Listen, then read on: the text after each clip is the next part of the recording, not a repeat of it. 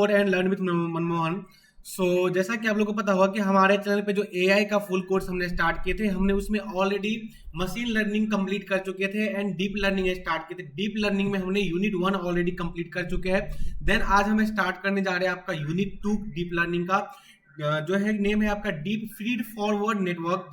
आज हम इस टॉपिक को बहुत ही बेहतरीन तरीके से कवर करेंगे विथ एग्जांपल के साथ, और इसका क्या एप्लीकेशंस है, क्या स्ट्रक्चर है एंड कैसे इसका हम यूजेस करते हैं।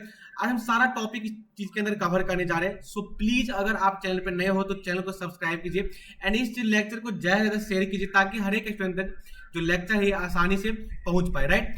तो ये जो है आपका फीड फॉरवर्ड नेटवर्क है, इसको हम बहुत ही डीपली में स्टडी करने जा रहे हैं। अगर आपको कोई भी डाउट रह जाता है तो आप कमेंट के थ्रू हमें बता सकते हैं। तो जो ये फीड फॉरवर्ड नेटवर्क है, इसमें आज हम एक टॉपिक कवर करेंगे जो कि वेरी वेरी इंपॉर्टेंट टॉपिक है आपका डीप लर्निंग का, जिसका बहुत ज्यादा एप्लीकेशंस है आपके इस सेक्टर में। तो आज हम अलग अलग सेक्टर का एप्लीकेशन को समझेंगे कि मेडिकल सेक्टर में क्या इसका एप्लीकेशंस है। देन अगर हम कोई भी कंपनीज की बातें करें तो उसमें क्या इसका एप्लीकेशंस है एंड नेटफ्लिक्स में इसका कैसे यूज होता है, राइट। तो आज इस चीज को हम बहुत ही बेहतरीन तरीके से समझने जा रहे हैं। तो देर ना करते मैं स्टार्ट करते हैं जो आज का टॉपिक है उसे। तो टॉपिक जो आज का हम कवर करने जा रहे हैं, एक टॉपिक आज हम कवर करेंगे लेकिन इसे बहुत ही डीपली में स्टडी करेंगे, क्योंकि डीप लर्निंग के अंदर होता है क्या है कि कोई भी टॉपिक होता है, क्योंकि जो डीप लर्निंग है वो एआई का एडवांस वर्जन है, राइट। तो इसमें हम एडवांस चीजों के बारे में स्टडी करते हैं। जैसे कि अगर हम आज का जो टॉपिक है फीड फॉरवर्ड नेटवर्क, इसका अगर इंट्रोडक्शन हम सबसे पहले समझेंगे। इंट्रोडक्शन इसका क्या है कि a neural network where data flow is one direction. जब कोई भी डेटा, फर्स्ट ऑफ ऑल जब कोई भी डेटा आपका होता है तो न्यूरल नेटवर्क्स में जो होता है कि वन डायरेक्शन में वो डेटा हो जो कि आपका फॉलो होंगे।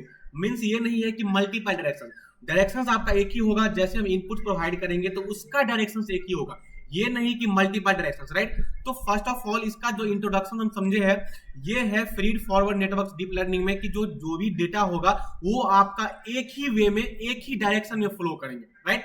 अगर इसका सेकंड पॉइंट का स्टूडेंट हम बातें करें तो यहाँ पे क्या है कि नो साइकिल्स और लूप्स इन द नेटवर्क। इसके अंदर कोई भी डेटा रिपीट आपका नहीं होगा, ना कोई साइकिल क्रिएट होंगे, ना ही कोई भी नेटवर्क इसके अंदर रिपीट होगा, राइट। अगर कह रहे एक एग्जांपल लिया जाए तो हम यहाँ से जस्ट लाइक ये मेरा एक वायर है एंड इस वायर से जब कोई भी चीज हम पासिस करेंगे तो यहाँ से जैसे ही नेटवर्क फ्लो होगा तो डायरेक्टली फ्लो वे में चलता रहेगा। ऐसा नहीं है कि ये चीज आपका रिपीट होगा, रिपीट चीज इसके अंदर नहीं हो सकता है। जस्ट लाइक इसके अंदर ना कोई लूप क्रिएट होगा, ना कोई नेटवर्क रिपीट होगा, ना कोई साइकिल आपका क्रिएट होगा, राइट। तो जो फीड फॉरवर्ड मींस क्या होता है? फॉरवर्ड मींस क्या होता है, मीनिंग पहले इसका समझिए। फॉरवर्ड मींस क्या है कि कोई भी डेटा आगे की ओर क्या होगा? फॉरवर्ड होगा, बैकवर्ड नहीं होगा, फॉरवर्ड होगा। अगर इसमें हम फॉरवर्ड बैकवर्ड का दोनों का कंसेप्ट मैच करें तब हम ये कह सकते थे कि डेटा आपका फॉरवर्ड भी होगा एंड डेटा आपका बैकवर्ड भी होगा। लेकिन ये कंसेप्ट ही क्या है कि फीड फॉरवर्ड नेटवर्क, राइट। तो फीड फॉरवर्ड नेटवर्क जो है आपका एक ही डायरेक्शन में फ्लो होंगे। इसमें क्या होगा? नो साइकिल्स और लूप्स इन द नेटवर्क। इसके अंदर कोई भी साइकिल्स एंड कोई भी लूप्स नहीं होंगे।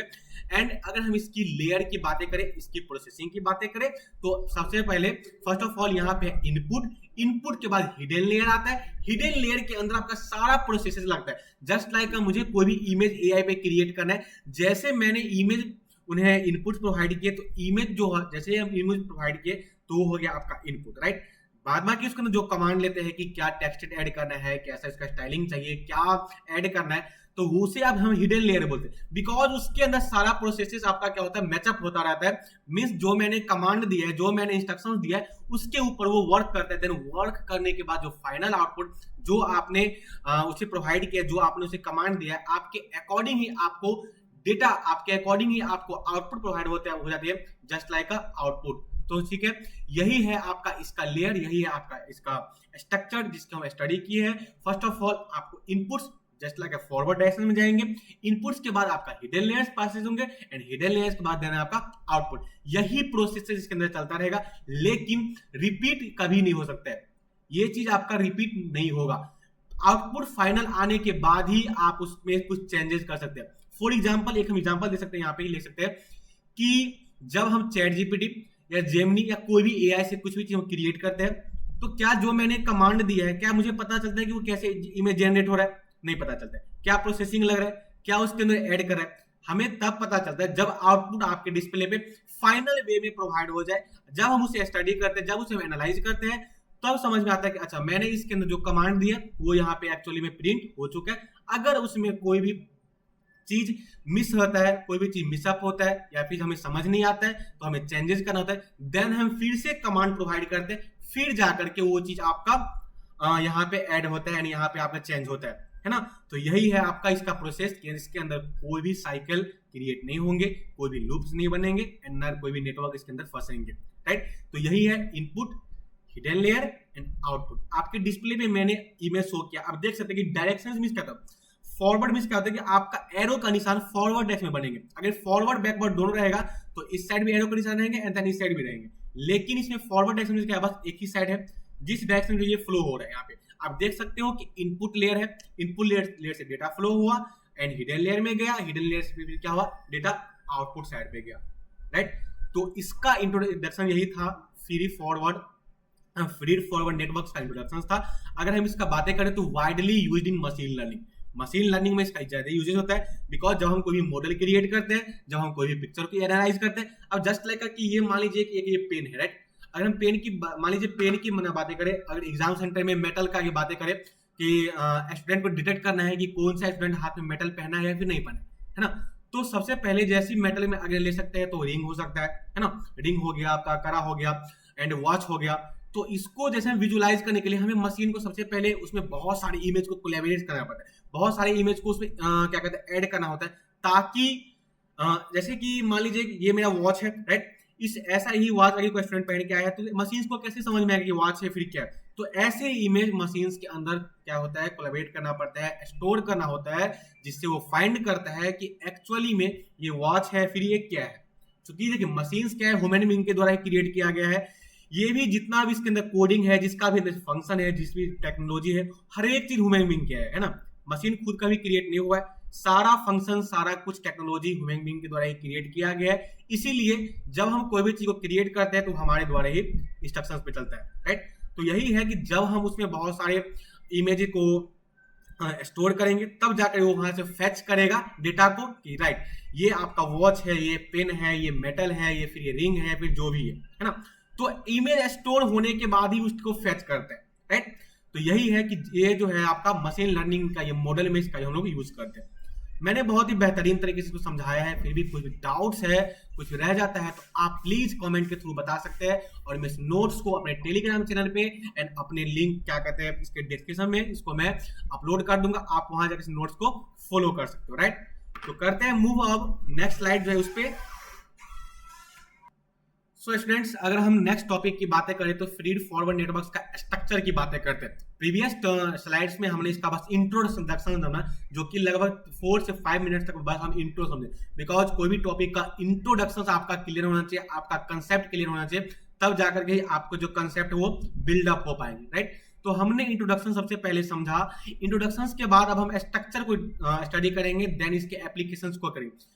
लेयर बाय लेयर हम स्टडी कर रहे हैं ताकि जो कंसेप्ट है आपको बेहतरीन मिले, राइट। अगर हम स्ट्रक्चर की बातें करें, इसकी बनावट की बातें करें, तो यहाँ पे सबसे पहले है आपका input layer, hidden layer and output layer, जो कि हम बात कर चुके हैं और इंट्रोडक्शन में।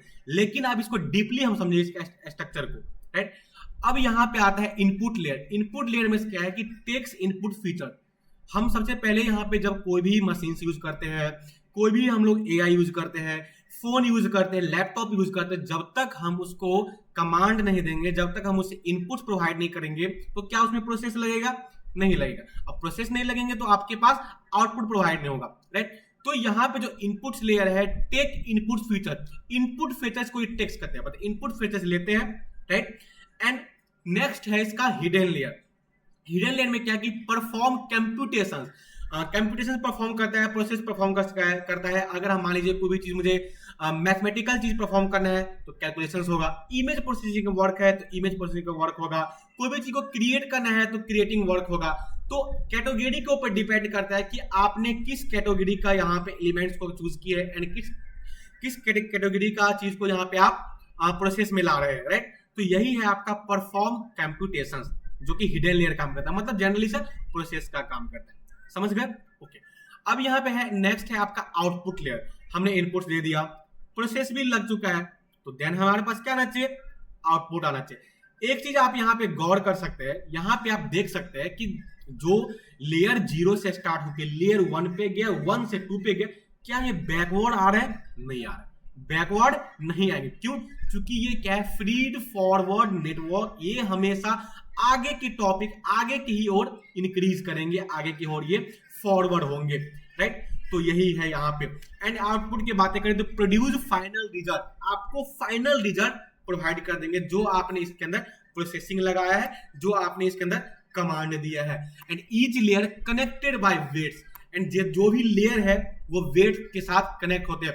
आगे वेट्स की बातें करें तो डीएसए में पढ़े होंगे, ग्राफ डामे डिजाइन एल्गोरिथम एनालिसिस में पढ़े होंगे, जिसमें जो वेटेड ग्राफ की बातें करें तो वेटेड ग्राफ कौन सा ग्राफ होता है, मैं आपको शॉर्टली में बताता हूं कि जो आपका एज होता है उस पे जो वेटेड होते हैं, कुछ ना कुछ नंबर्स होंगे, उसका वेट होंगे 8 9 10 कुछ भी वेटेज होंगे, तो वो क्या होता है, जिसके पास वेटेड हो वेट हो वो आपका वेटेड ग्राफ होता है। तो जितना भी यहाँ पे लेयर है एक दूसरे के साथ कनेक्ट है, एंड एक दूसरे के साथ कनेक्ट के साथ इसमें क्या है, ये वेटेड के साथ भी कनेक्ट है। ओके राइट, सो ये है आपका इसका स्ट्रक्चर था। देन मूव करते हैं हम लोग एप्लीकेशंस पे। ओके सो नेक्स्ट है फीड फॉरवर्ड नेटवर्क का एप्लीकेशंस की बातें करें तो मैंने यहाँ पे लगभग 4 इमेज को मैं यहाँ पे शो किया हूँ। आप विजुलाइज कर सकते हैं, आप अंदाज कर सकते हैं कि एक्चुअली में लेक्चर को पॉज करके पहले देख सकते हैं कि मैंने ये इमेज को यहाँ पे क्यों लगाया। एक्सरे का इमेज है, नेटफ्लिक्स का रिकमेंडेशंस है, एक डुप्लीकेट इमेज है, एंड यहाँ पे स्टॉक मार्केटिंग का प्रेडिक्शंस है। आप कैसे इसको समझ सकते हैं यहाँ पे मैं बताता हूँ। अब इसकी एप्लीकेशंस की बातें करते हैं, मींस कि जो फीड फॉरवर्ड नेटवर्क है उसकी एप्लीकेशंस क्या है ना, कहाँ पे इसका यूज होता है। तो first of all image classifications में इमेज को क्लासिफाइड करने के लिए कि ये इमेज ये कौन सी कंपनी की पेन है, ये कौन सी पेन है, ये मेटल है या नॉन मेटल है, ये वाटर बोतल कौन सी है, मतलब इमेज को क्लासिफाइड करने के लिए, राइट। एंड यहाँ पे सेकंड की बातें करें तो सेकंड है आपका स्पीच रिकॉग्नाइजेशन, वॉइस। अब मैं बताता हूँ यहाँ पे, जस्ट लाइक ये फोन है, फोन में हम गूगल असिस्टेंट यूज करते हैं। अब हम यहाँ से इंटरटॉक किए, यहाँ से इंस्ट्रक्शंस दिए कि हाई सो गूगल का सीईओ कौन है, या फिर नेक्स्ट कुछ भी हम इसके अंदर सर्च करते हैं। तो मैंने यहाँ से कमांड दिया, कमांड के बीच में मेरे वॉइस के बीच में जो सिस्टम यहाँ पे फेच किया मेरे डेटा को, मेरे स्पीच को समझे, तो इसके बीच में कौन प्रोसेस काम करता है, तो एनएलपी नेचुरल लैंग्वेज प्रोसेसिंग, जो हमारे ह्यूमन लैंग्वेज को है वो कंप्यूटर लैंग्वेज में फॉरवर्ड करते हैं, कंप्यूटर लैंग्वेज समझाते हैं कि मैंने क्या इंस्ट्रक्शन दिया है। तो स्पीच रिकॉग्निशन का इसका एप्लीकेशन है। And spam detection, spam detection में जैसे कि मेल का बात करें, ईमेल पे आपका 2 तरीका होता है, spam and not spam. Email बहुत सारे फ्रॉड ईमेल भी आते हैं, हमारा सिस्टम क्या करता है उसको ऑटोमेटिकली डिटेक्ट कर देता है कि this is a fraud email, इस पे आप क्लिक ना करें। क्योंकि आज के डेट में हर एक चीज एआई है, तो एआई का क्या है यहाँ पे, अगर वो चीज हमें बताते हैं कोई भी चीज तो यहाँ पे नुकसान भी है यहाँ का, स्पैम डिटेक्शन का। एंड लास्ट बातें करें तो रिग्रेशन प्रॉब्लम्स का। ओके तो आप यहाँ पे देख सकते हो इमेज, बहुत सारे मैंने इमेज यहाँ पे शो किया हुआ है। एक्सरे का आज के डेट में हर एक चीज एआई टेक्नोलॉजी पे चलता है, ज्यादातर एआई का deep learning and machine learning का यूज हम लोग कहाँ पे करते हैं, तो 70% यूज इसका है आपका मेडिकल सेक्टर में, डॉक्टर्स के पास ज्यादा इसका यूज होता है, लैब में ज्यादा यूज होता है। आज के डेट में हर एक चीज आपका एआई पे आ गया है, राइट। तो ये चीज आप देख सकते हो यहाँ पे कि मेडिकल सेक्टर का मैंने पिक्चर ये लगाया है। नेटफ्लिक्स, अगर नेटफ्लिक्स की बातें करें तो नेटफ्लिक्स जैसे ही आप ऑन करते होंगे, अगर आप फर्स्ट टाइम अकाउंट उस पर क्रिएट किए तो वहां पे कुछ डेटा को चूज करना होता है, राइट।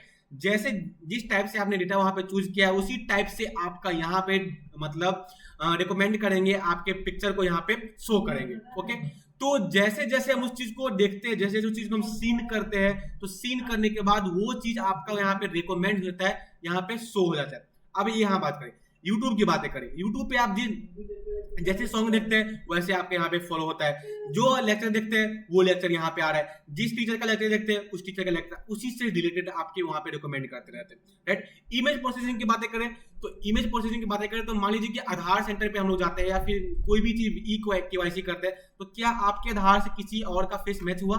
नहीं हुआ, बिकॉज आपका जो डेटा है, आपका जो रेटिना है वो आईसेट वहां पे स्टोर हो चुका है ऑलरेडी, और आप जब तक खुद नहीं इमेज के कैमरा के सामने में आएंगे तब तक आपका इमेज वो फेच नहीं कर सकते, राइट। तो ये सारा चीज इसका एप्लीकेशन है फीड फॉरवर्ड नेटवर्क्स का, बस समझ में आएगा। तो आज का टॉपिक को हम यहीं पे एंड करेंगे, बिकॉज एप्लीकेशंस तक हम समझे हैं, एक टॉपिक फीड फॉरवर्ड नेटवर्क्स का हम एप्लीकेशन समझे, स्ट्रक्चर समझे, इसका यूजेस क्या है, इंट्रोडक्शंस क्या है, एंड हर एक चीज को मैंने बहुत ही बेहतरीन तरीके से आप लोग को बताया। कोई भी डाउट्स कुछ रह जाता है तो आप कमेंट के थ्रू बता सकते हैं, एंड इसका नोट्स मैं अपलोड कर देता हूँ, हमारे टेलीग्राम चैनल पे अपलोड कर दूंगा और वीडियो के डिस्क्रिप्शन बॉक्स में भी अपलोड कर दे रहा हूँ। आप यहाँ जाकर के इजीली स्टडी कर सकते हैं, एंड लास्ट में हम 2-3 प्रोजेक्ट क्रिएट करेंगे जिससे आपको बेस्ट कंसेप्ट समझ में आ जाएगा। जो भी यहाँ पे मैंने रिकमेंड किया है सबके कम से कम 2 प्रोजेक्ट हम इसके अंदर क्रिएट करेंगे, ताकि जो आपका कंसेप्ट है वो बहुत ही बेहतरीन हो और बेस्ट लेवल तक जाए।